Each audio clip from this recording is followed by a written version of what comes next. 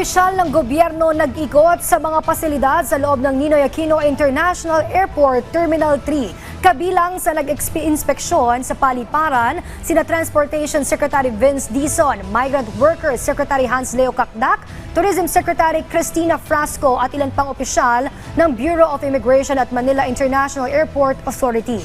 Ito'y sa harap na rin ang inaasahang dagsa ng mga pasahero sa papalapit na Semana Santa. Dito ay pinuri nila ang mga bagong pasilidad gaya ng OFW lounge, quarters at exclusive immigration lane. Malaking bagayan nila ito para makaiwas sa mahabang pila ang mga OFW. Sa tala ng DMW, umabot na sa 1.2 milyon na OFWs ang natulungan ng lounge.